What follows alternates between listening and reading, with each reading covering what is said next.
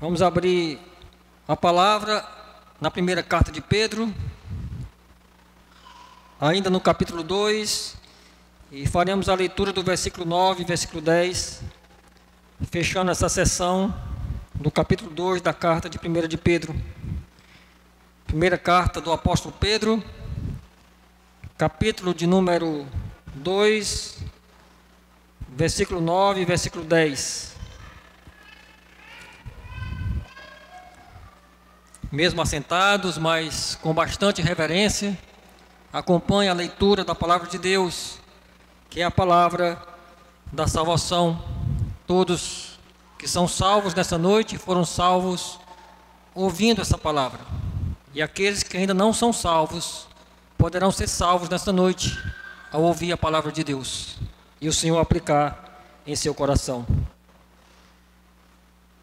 1 de Pedro 2, 9 e 10, a palavra do Senhor de forma inerrante nos diz assim: Vós, porém, sois raça eleita, sacerdócio real, nação santa, povo de propriedade exclusiva de Deus, a fim de proclamardes as virtudes daquele que vos chamou das trevas para a sua maravilhosa luz. Vós sim, o que antes não era povo, mas agora sois povo de Deus, que não tinhas alcançado misericórdia, mas agora alcançaste misericórdia. Amém. Vamos orar mais uma vez. Senhor Deus, nós queremos te agradecer, porque temos, ó Deus, essa oportunidade riquíssima de ouvir a tua voz, através dos textos que foram lidos nessa noite, no culto ao Senhor, no culto pactual. E agora teremos a oportunidade, Santo Deus, de ouvir a tua voz no texto que será pregado. A voz do Senhor, que mais uma vez vai ecoar nesse templo, nesse local de culto. E que o Senhor Deus prepare os nossos corações para ouvir a tua voz. Que ao ouvirmos, ó Deus, a exortação graciosa da tua palavra, que não venhamos, ó Deus, a endurecer os corações, mas sejamos quebrantados. Que ao ouvirmos, ó Deus, a pregação da tua palavra, no mínimo possamos sair daqui com vontade de sermos mais santos, de estarmos mais na tua presença. Que o Senhor Deus possa usar mais uma vez a minha instrumentalidade, para que a tua igreja seja edificada pela tua palavra. Que o Senhor Deus se apiede de cada um de nós e nos dê entendimento, e que nós possamos enxergar Cristo, o nosso Salvador, através da palavra, Senhor. E assim o Senhor Deus abençoe aos homens, às mulheres, aos jovens, os adolescentes e as nossas crianças, ó Pai, que ficam para ouvir a tua voz e serem abençoadas pela palavra do Senhor. E assim nós clamamos que o Senhor Deus abençoe tanto a esse que fala, como a todos que escutam. É em nome do Senhor Jesus Cristo, aquele que reina para todo sempre, que nós oramos. Amém. Você já pensou em ser de outra nação? De ter nascido em outro país? Talvez você já tenha pensado assim: oh rapaz, como eu queria ter nascido lá nos Estados Unidos. Um país muito melhor para viver. País de primeiro mundo, poder de compra bem maior do que aqui no Brasil. É o sonho de muita gente, né? Talvez você já tenha pensado em ter nascido na Suíça, na Holanda, na Inglaterra. Talvez você já até tenha desejado em seu coração: por que eu vim nascer no Brasil? Por que eu vim nascer nessa nação tão difícil de viver? Porque a gente não escolhe. A gente não escolhe onde vai nascer. A gente nasce onde a nossa mãe está. No local onde a sua mãe estava, nesse país, nesse estado, nessa cidade, onde você nasceu, você não escolheu. Você não escolheu ser brasileiro, você não escolheu ser do Espírito Santo, capixaba, você não escolheu ter nascido aqui em Vitória, nem eu escolhi ter nascido lá em Fortaleza. Simplesmente eu nasci onde a minha mãe se encontrava. Eu conheço uma família que toda vez que vai nascer uma criança, eles vão aos Estados Unidos, né? Eles têm uma filha da mesma idade da minha Ilana. A minha Ilana nasceu lá em Paraupebas. A gente estava lá e lá ela nasceu. Ela é de Paraupebas. Mas a Melissa nasceu nos Estados Unidos. Porque os pais dela, quando a mãe estava para dar luz, eles viajaram para os Estados Unidos e a Melissa nasceu lá. E há pouco tempo nasceu outra criança. E mais uma vez eles foram aos Estados Unidos. E a criança nasceu lá também. Mas as crianças não escolheram nascer nos Estados Unidos. Nasceram porque a mãe foi para lá. E por isso eles nasceram naquela nação. Porque nós não escolhemos de qual nação nós seremos. E muito menos, irmãos, quando essa nação é espiritual. Quando nós fazemos parte, para fazermos parte da nação de Deus. Nós também não escolhemos, nós somos feitos nação do Senhor, uma nação espiritual. Nesse mundo nós estamos apenas como peregrinos. Nós habitamos nesse mundo que jaz no maligno, mas nós não pertencemos mais a ele. Pela fé em Cristo nós fomos feitos uma nação santa, uma nação espiritual. É exatamente disso que Pedro ele vai falar nesses dois versículos, versículo 9 e o versículo 10, de que nós somos peregrinos nesse mundo, mas fomos feitos em Cristo uma nação santa. Sim, nós somos peregrinos nesse mundo, mas fomos feitos em Cristo uma nação santa. E como nação santa, nós veremos que nós somos recheados de bênção veterotestamentária, que vem lá da antiga aliança. E como nação santa, nós somos alcançados pela misericórdia de Deus. Como cidadãos dessa nação santa, a qual todo aquele que se achega a Cristo, que é alcançado pela sua graça, faz parte. Irmãos, Pedro continua escrevendo para esses irmãos lá da dispensação, da diáspora. Pedro vem exortando esses irmãos a uma vida de santidade, que eles devem abandonar a sua carnalidade, que eles devem ter uma vida santa, que eles devem ser santos como Deus é santo. E nós sabemos que isso só é possível se nós estivermos revestidos por Cristo. Estivermos sido lavados pelo sangue do Cordeiro. Se nós estivermos sendo purificados, como Pedro diz, né? A nossa alma, e tenha nos tornado mais alvo do que a neve.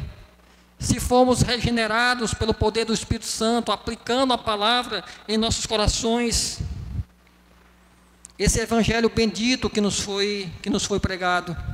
É assim que Pedro pastoralmente escreve aqueles irmãos que passam por lutas, aqueles irmãos que passam por muita dificuldade.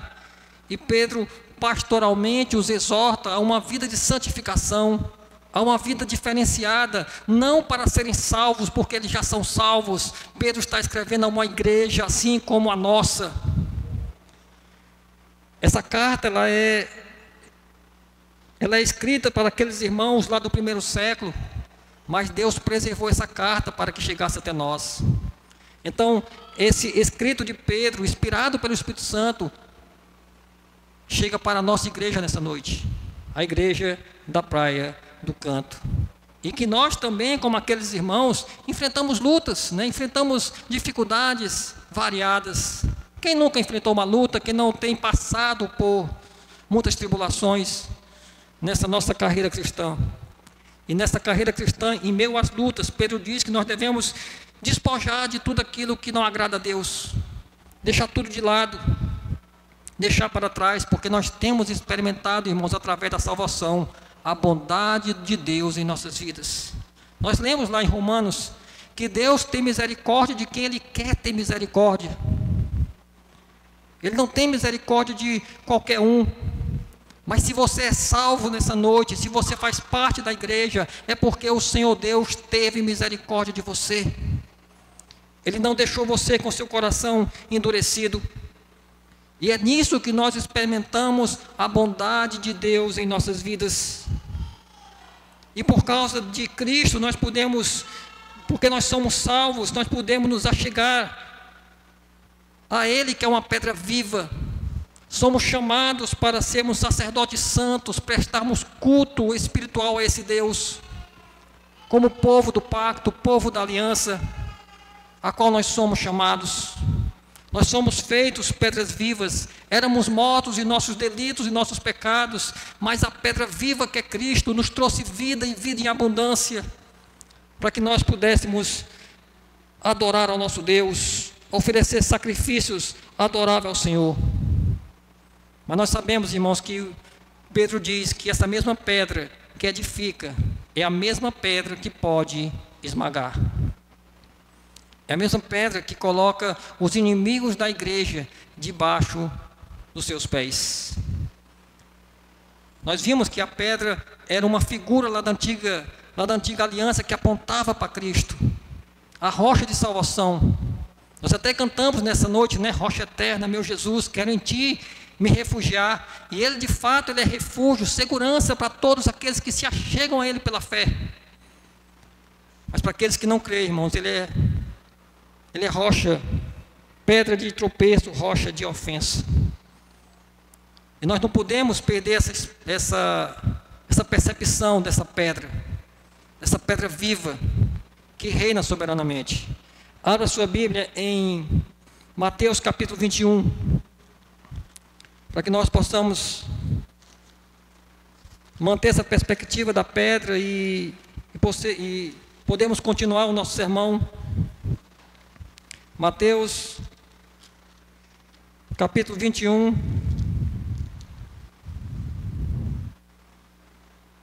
a partir do versículo 42, é o final da parábola dos lavradores maus. Mateus 21, 42 diz assim: perguntou-lhe Jesus: nunca leste nas Escrituras? A pedra que os construtores rejeitaram, essa veio a ser a principal pedra angular. Isto procede do Senhor e é maravilhoso aos nossos olhos. Portanto vos digo que o reino de Deus vos será tirado e será entregue a um povo que lhe produza respectivos frutos. Todo que cair sobre esta pedra ficará em pedaços, e aquele sobre quem ela cair ficará reduzido a pó. Os principais sacerdotes, os fariseus, ouvindo estas parábolas, entenderam que era a respeito deles que Jesus falava. Os fariseus, irmãos, os escribas, que eram os inimigos de Cristo ali naquele momento, quando Cristo fala sobre aqueles que cairão sobre a pedra, ou a pedra cairá sobre eles, eles entenderam que era com eles que Jesus estava falando, porque só existem essas duas possibilidades, como nós vimos hoje pela manhã: ou você está edificado sobre a rocha que é Cristo, ou você está debaixo dela sendo esmagado. E é assim que Pedro terminou a película passada, né, dizendo que esses desobedientes, que esses que não obedecem a palavra, eles foram destinados para isso, ou seja, para ser esmagados pelas pedras. E aí Pedro, escrevendo isso para irmãos que estavam sendo perseguidos, pelo Império Romano, um governo caído, ímpio, que perseguia eles por causa de Cristo.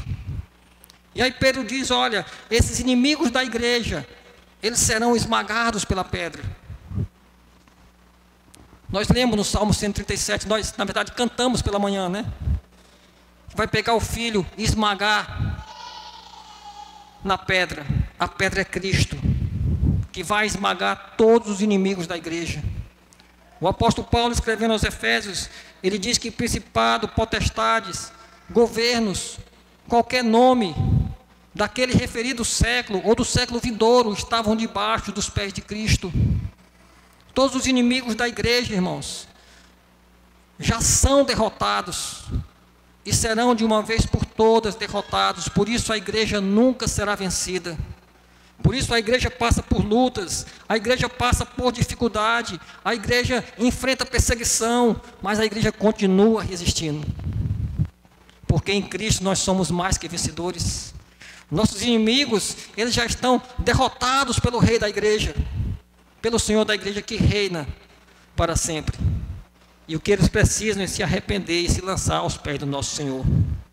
Mas aí Pedro, irmãos, chega no versículo 9, quando ele já falou que aqueles que são desobedientes, aqueles que tropeçam na palavra, estarão sendo esmagados pela pedra. Ele se volta para a igreja e diz: vós, porém, sou raça eleita. É interessante que nesse versículo 9, Pedro vai usar expressões veterotestamentárias, ou seja, da antiga aliança, para falar da igreja da nova aliança. O que Pedro vai mostrar, irmãos, é que não há diferença entre o povo da antiga aliança e nós. É o mesmo povo. Existe um Deus, esse Deus tem um povo, e com esse povo ele tem um pacto. Por isso que as promessas que Pedro traz aqui são promessas da antiga aliança. E nós, como nação santa, como povo de Deus, nós tomamos posse dessas bênçãos. As bênçãos que Deus fez, as promessas que Deus fez na antiga aliança ao seu povo, elas agora pertencem à igreja da nova aliança. Porque Deus tem um povo, e a esse povo ele faz promessas. E Pedro diz: vós, porém, sou raça eleita. Nós somos uma raça eleita, de tantas raças, né? De uma raça que existe no mundo, porque todos os homens vêm de um mesmo casal. Nós somos diferenciados porque nós fomos eleitos por Deus. Nós vimos no sermão de manhã que Cristo é a pedra eleita, eternamente eleita. E nós somos eleitos em Cristo Jesus. E por que nós somos eleitos por Deus, irmãos? Porque simplesmente Deus nos amou. Deus derramou o seu amor pactual sobre nós e nos elegeu antes da fundação do mundo. Não era ainda os gêmeos nascidos, como nós vimos lá em Romanos 9, mas para que se manifestasse o propósito da eleição, Deus disse: amei a Jacó e me aborreci de Esaú. É a soberania de Deus, é o poder de Deus. E Deus não nos elegeu porque nós somos bonzinhos. Deus não nos elegeu porque Ele precisava de nós. Deus não nos elegeu porque nós éramos importantes, ou por isso ou por aquilo outro. Deus nos elegeu simplesmente, irmãos, por causa do seu amor pactual, do seu amor incondicional. E essa ideia já vem lá da antiga aliança também. Abra sua Bíblia em Deuteronômio, capítulo 7. Deuteronômio, capítulo 7.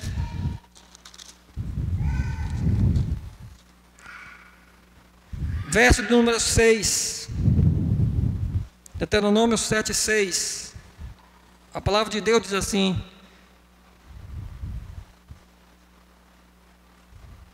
porque tu és povo santo ao Senhor teu Deus. O Senhor teu Deus te escolheu para que Ele fosse o seu povo próprio de todos os povos que há sobre a terra. Não vos teve o Senhor afeição, não vos escolheu porque fosseis mais numerosos do que qualquer povo, pois eras o menor de todos os povos, mas porque o Senhor vos amava. Esse é o motivo da eleição, irmãos. É o amor de Deus.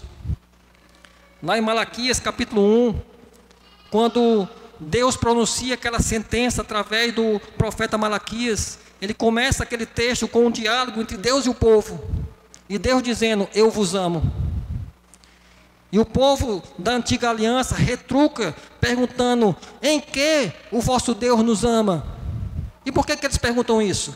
Porque a situação estava difícil, porque haviam lutas, a situação econômica de Israel não era boa, os inimigos estavam cercando, e por causa dessa situação, eles duvidavam do amor de Deus. Isso é teologia da prosperidade lá na antiga aliança, ligando o amor de Deus a uma situação ou a algo material que nós possamos ter ou não ter. Mas qual é a resposta de Deus? Deus diz exatamente aquilo que Paulo escreve lá em Romanos 9: eu amei a Jacó e me aborreci de Esaú. Ou seja, a eleição é a prova do amor de Deus pelo seu povo. Deus não tem a obrigação de amar ninguém. Deus é soberano. Deus não olhou para você e viu algo de bom, não, Ele viu algo de ruim. Mas Ele simplesmente te escolheu pelo seu grande amor. E não há nada, irmãos, em nós mesmos, que fizesse Deus nos escolher. Deus simplesmente, por causa do seu amor, Ele nos adota em Cristo como seus filhos amados. Se nós formos adotar uma criança, nós vamos fazer uma série de exigências, na nossa escolha. Será bem criteriosa. Se nós chegarmos em um local onde existem crianças para serem adotadas, e aí alguém disser, olha, aquele menino ali, ele não presta. Aquele ali é terrível. Não é? Aquele ali é arriscado ele de matar. Nós não vamos adotar. Mas foi exatamente isso que Deus fez. Ele olhou para nós, os piores que tinham, e pelo seu grande amor, Ele nos adotou. Não há merecimento na salvação, meus irmãos. Não há merecimento na eleição.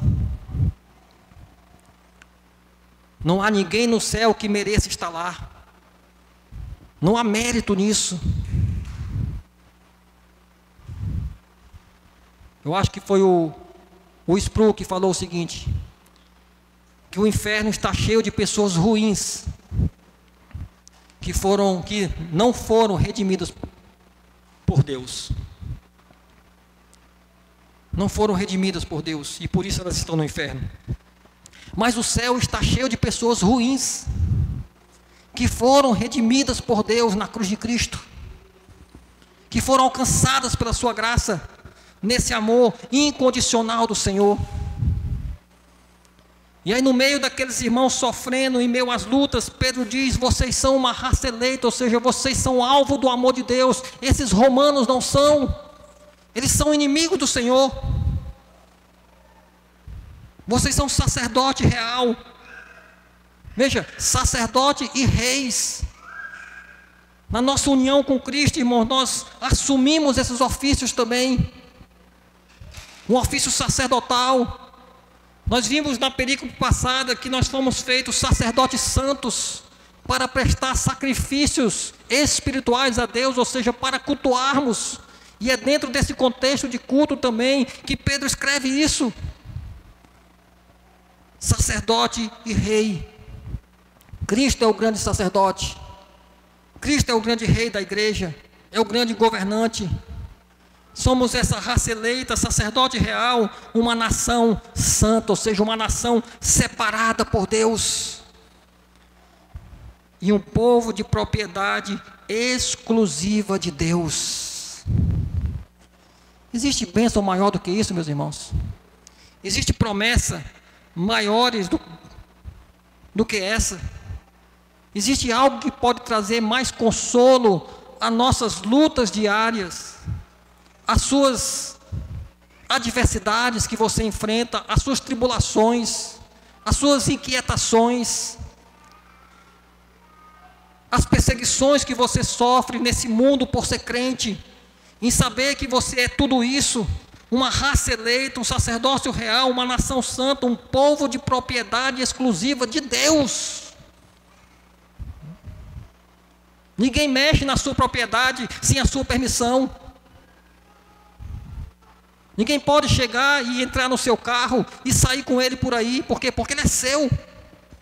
É sua propriedade. Imagine aquilo que pertence ao Senhor, meus irmãos. Que não apenas Deus fez, mas Ele comprou com o seu próprio sangue. Nós somos duplamente de Deus, porque Ele nos fez, nós somos dele, mas Ele nos comprou quando Ele derramou o sangue do seu próprio Filho naquela cruz em nosso favor. Somos propriedade exclusiva desse Deus. E de onde Pedro tira isso? De onde é que Pedro tira essas verdades? Lá da antiga aliança. Pedro, irmãos, ele é um teólogo bíblico-teológico. Ele faz essa ligação entre a antiga aliança e a nova aliança de forma perfeita. Abra sua Bíblia em Êxodo capítulo 19. Êxodo capítulo 19, verso 5 e verso 6. Vejam de onde Pedro tira essas promessas. Deus falando ao povo que saiu lá do Egito, através de Moisés.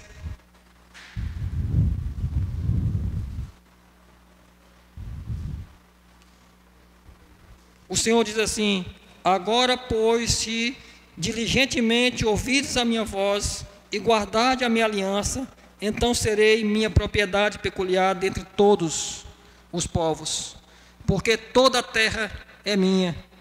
Vós me sereis reino de sacerdote, a nação santa. São estas palavras que falará aos filhos de Israel. Pedro pega essa promessa, irmãos, e aplica na igreja da nova aliança. Porque nós somos hoje o povo de Deus. Quando Deus chamou Abraão numa noite e mandou que ele olhasse para o céu e ele visse as estrelas, e Deus fez uma promessa a ele dizendo: Abraão, a sua descendência será tão numerosa como as estrelas do céu, que não se pode contar. E Abraão não teve tantos filhos carnais assim. Mas Deus falava, irmão, de uma nação espiritual, de uma descendência espiritual, a qual a igreja faz parte. Nós somos descendência de Abraão. O que Pedro está falando aqui é sobre descendência, mas não descendência carnal do povo de Deus, mas uma descendência espiritual. Como o apóstolo Paulo, escrevendo aos Gálatas, ele vai dizer que não há grego, nem judeu, nem mulher, nem homem, nem escravo, nem livre, mas todos em Cristo somos filhos de Abraão. Não pela descendência carnal, mas em Cristo Jesus. Os judeus achavam que as promessas pertenciam apenas a eles, por causa de uma descendência carnal. Eles viviam dizendo: nós somos filhos de Abraão, nós somos filhos de Abraão. Eles chegam para João Batista, e João Batista diz: até dessas pedras Deus pode suscitar filhos a Abraão. O apóstolo Paulo, lá em Gálatas capítulo 4, ele diz que Abraão tinha 2 filhos, mas um era filho da escrava, nasceu para a escravidão, era filho da carnalidade, mas o outro era filho da livre, era filho da promessa.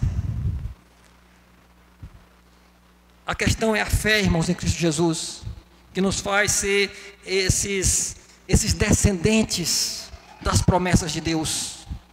E aí Pedro fala mais para aquela igreja: afim, nós somos, vós porém sois raça eleita, sacerdócio real, nação santa, povo de propriedade exclusiva de Deus, a fim de proclamares as virtudes daquele que vos chamou das trevas para a sua maravilhosa luz.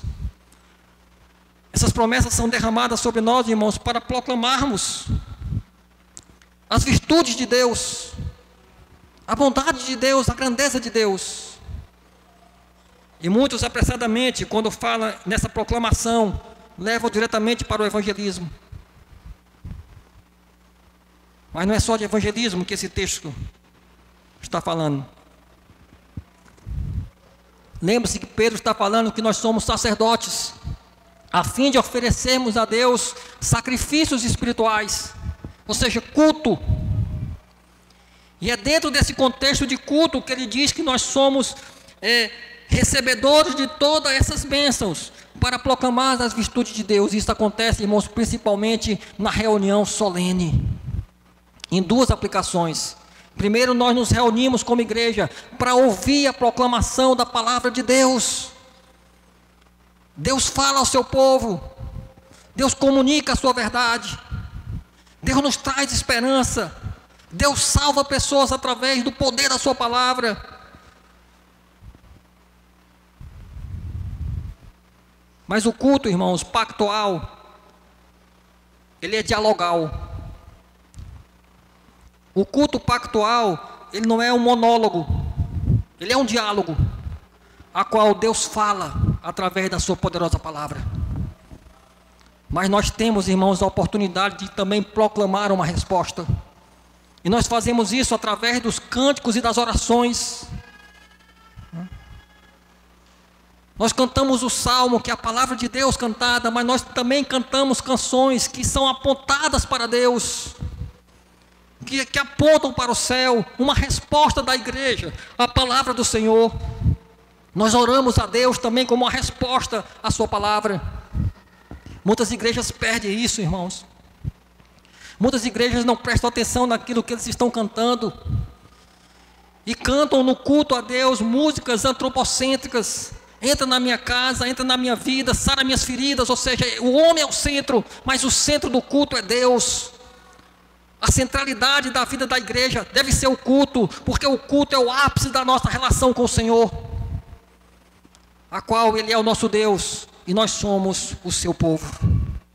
Veja que tantas promessas, irmãos, Pedro aplica na vida da igreja da Nova Aliança, que Deus aplica na sua vida nessa noite. Como está o seu coração diante de tão maravilhosa verdade? Que você é uma raça eleita, você foi eleita por Deus, e isso é sinal do amor de Deus em sua vida. Que você é um sacerdócio real, uma nação santa. Que você é um povo de propriedade exclusiva de Deus. Que você pode proclamar essa verdade da bondade do Senhor em sua vida, porque Deus te chamou das trevas para a sua maravilhosa luz. Nós estávamos, irmãos, cegos em nossos delitos e nos nossos pecados, mas a luz do Evangelho brilhou em nossas vidas. O mundo que jazia em trevas viu grande luz, e a luz do mundo, irmãos, é Cristo. A luz do mundo é o Evangelho, que brilha em nossos olhos, em nossas vidas. Ele nos transportou do império das trevas para o reino do Filho do seu amor. Mas muitas pessoas ainda estão nas trevas. Muitas pessoas ainda vivem na cegueira dos seus pecados. Pastor, o que é uma pessoa que vive nas trevas? É uma pessoa que vive drogada, usando crack, embriagada. Uma pessoa que vive no adultério, na prostituição. Não, irmãos, uma pessoa, isso também, mas uma pessoa que vive nas trevas é uma pessoa sem Cristo. Qualquer pessoa que não tenha Cristo em sua vida não tem a luz. E se não tem Cristo, vive nas trevas. Não consegue enxergar o seu próprio pecado, a sua própria prisão, as suas próprias cadeias. Pergunte para qualquer pessoa que é descrente, se ela é escrava, se ela vive aprisionada, que ela vai dizer que não, porque a cegueira é tão terrível que ela não consegue enxergar a própria prisão que ela vive, fazendo a vontade de Satanás, de um mundo caído e da sua própria carne, até que o Evangelho brilhe. E só o Evangelho é capaz de tirar uma pessoa das trevas e levar para a maravilhosa luz que é Cristo, a luz do Senhor. E nós somos a luz do mundo. Jesus faz um grande elogio à sua igreja quando ele diz: vós sois a luz do mundo. Porque nós estamos aqui também para fazer o Evangelho brilhar, para resplandecer a luz de Cristo nesse mundo de trevas, como igreja do Senhor. E aí sim a aplicação da evangelização, de levar a palavra de Cristo, de testemunhar de Cristo todos os dias de nossas vidas. Esse mesmo Cristo que nos salvou, e que nós fomos alcançados pela sua misericórdia. A misericórdia de Deus nos alcança para sermos essa nação santa.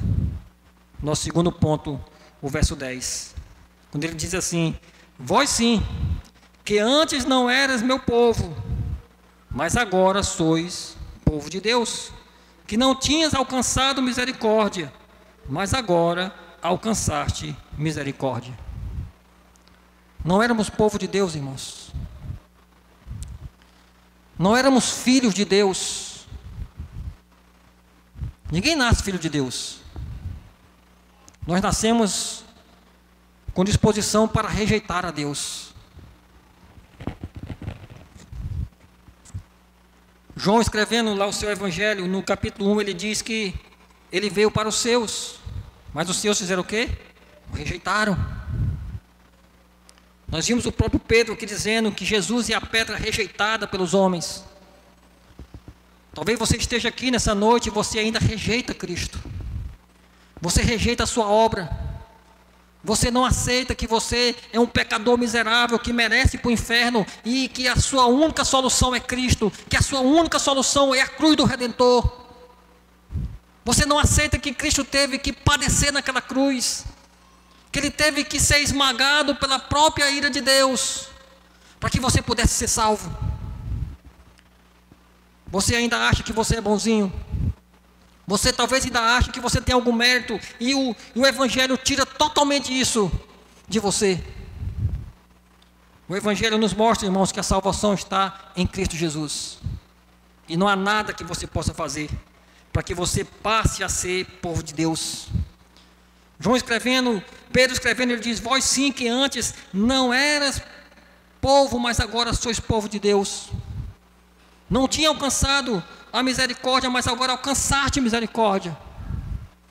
E mais uma vez, irmão, de onde Pedro tira isso? Será que é da sua própria mente? Será que Pedro pensou assim: eu tenho que escrever aqui algo, inventar algo para que eu possa trazer esperança para esse povo? Não, irmãos, Pedro tira isso da própria palavra de Deus. Abra a sua Bíblia lá em Oséias. Oséias fica logo após Daniel.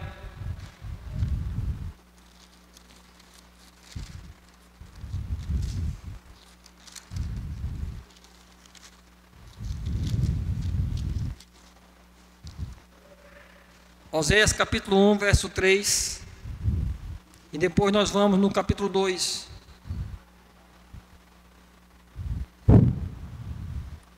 Oséias capítulo 1, verso 3. Diz assim: foi-se, pois, e tomou a Gomer, filho de Diblaim, e ela concebeu e lhe deu um filho. E disse-lhe o Senhor: põe o nome de Jezreel, porque daqui a pouco castigarei pelo sangue de Jezreel a casa de Jeú, e farei cessar o reino da casa de Israel. Naquele dia quebrarei o arco de Israel no vale de Jezreel. Tornou ela a conceber e deu à luz uma filha.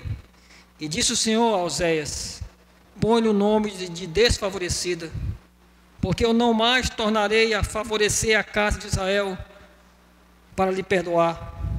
Porém, da casa de Judá me compadecerei, e o salvarei pelo Senhor seu Deus, pois não o salvarei pelo arco, nem pela espada, nem pela guerra, nem pelos cavalos, nem pelos cavaleiros. Depois de haver desmamado a desfavorecida, concebeu e deu à luz um filho. E disse o Senhor a Moisés, e disse o Senhor a Oséias: põe o nome de não meu povo, porque vós não sou meu povo, nem eu serei o vosso Deus. Irmãos, a mensagem para o povo de Israel era clara: vocês não têm o meu favor, vocês não são o meu povo. Deus disse para colocar o nome de uma das filhas de desfavorecida. A expressão hebraica é não favorecida. E o hebraico tem dois não. Ele tem um não mais light, e ele tem um não enfático, que é o não dos 10 mandamentos. Não terás outro Deus diante de mim.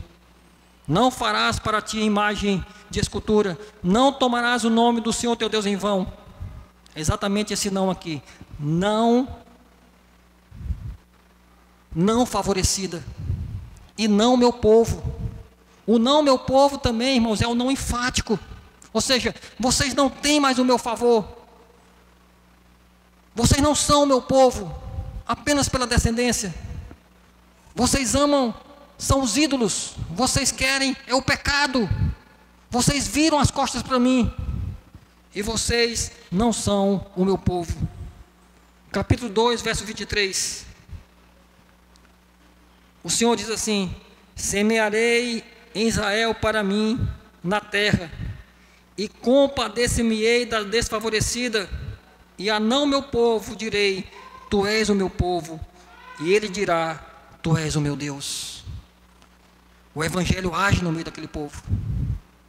No meio do povo que virou as costas para Deus, o Senhor vai lá e diz: eu vou me compadecer de vocês.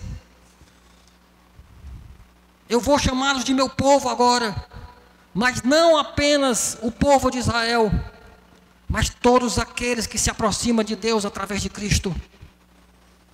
Esse povo que Deus chama para ser seu, tanto é o povo de Israel, tanto é o povo judeu, como também do povo gentil. Porque a nação santa de Deus, irmãos, não é Israel, lá a faixa de terra no Oriente Médio. Israel não é o povo de Deus é a igreja. E a igreja é constituída tanto de judeus como de gentios. Daqueles que se aproximam de Cristo, que se tornam a nação do Senhor. E veja que Pedro usa essa expressão de nação com a igreja, nação santa. Ou seja, a terra santa é a igreja, a terra santa é o povo de onde o povo de Deus está reunido. E as promessas de Deus, irmãos, são para nós. Israel, lá no Oriente Médio, não é o povo de Deus, mas lá tem povo de Deus, porque lá tem crentes. Lá existem igrejas que cultuam o nome do Senhor através de Cristo. Mas nós fomos alcançados, irmãos, pela misericórdia do Senhor. O Senhor nos alcançou pela sua graça. Nós que antes não éramos seu povo, fomos feitos seu povo. Que antes não tínhamos a sua misericórdia, mas Deus derramou o seu amor pactual sobre nós, e nós alcançamos a misericórdia do Senhor pelos méritos de Cristo Jesus. Por isso nós temos certeza da salvação. Por isso nós temos certeza de quem nós somos. Por isso nós temos certeza daquilo que Deus fez por nós, daquilo que nós nos tornamos em Cristo, e aquilo que o Senhor requer de nós como seu povo. E o Senhor requer de nós santidade, uma vida diferenciada, porque somos o povo de Deus, alcançados pela sua misericórdia, pela sua graça. E para ser povo de Deus, você precisa estar revestido de Cristo. Não há possibilidade, irmão, de você ser povo de Deus, de você ser filho do Senhor, de você ser essa nação santa, separada, se você não estiver revestido de Cristo, se você não tiver sido lavado pelo sangue do Cordeiro. Só o poder do Evangelho pode fazer de pecadores miseráveis como nós, filhos de Deus. Uma nação santa, um povo de propriedade exclusiva do Pai. Abra sua Bíblia mais uma vez, irmãos, em Mateus. Vamos ler a outra parábola. Mateus capítulo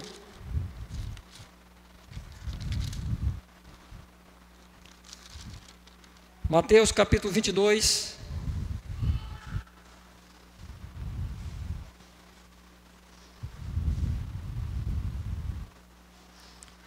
Só o final da parábola das bodas, onde o rei chamou pessoas para fazer parte das suas bodas, muitas pessoas recusaram, rejeitaram. Ele chamou outras pessoas, e a partir do verso 11 diz assim, Mateus 22, 11. Entrando, porém, o rei para ver os que estavam à mesa, notou ali um homem que não trazia vestes nupcial. E perguntou-lhe: amigo, como entraste aqui sem veste nupcial? E ele emudeceu. Então ordenou o rei aos serventes: amarrai-os de pés e mãos e lançai-o para fora nas trevas. Ali haverá choro e ranger de dentes, porque muitos são chamados, mas poucos são escolhidos. Muitos são chamados pela oferta do Evangelho, que é lançado a todo homem. O Evangelho foi lançado nessa noite, mas nem todos atenderão ao chamado do Evangelho, porque apenas os eleitos responderão de forma positiva à palavra de Cristo. a palavra que traz fé aos nossos corações, a palavra que nos transforma nessa nação santa em povo de Deus. Quem é você nessa noite? Você é aquele que abraça Cristo, que se reveste da sua graça, que aceita o seu senhorio? Ou você é daqueles que o rejeita e não faz parte da sua nação, e não pode nem se achegar naquela mesa, que só os que foram comprados pelo sangue de Cristo podem fazer parte dela? Nós somos peregrinos nesse mundo, meus irmãos, porque em Cristo nós fomos feitos nação santa para resplandecermos Cristo nesse mundo de trevas.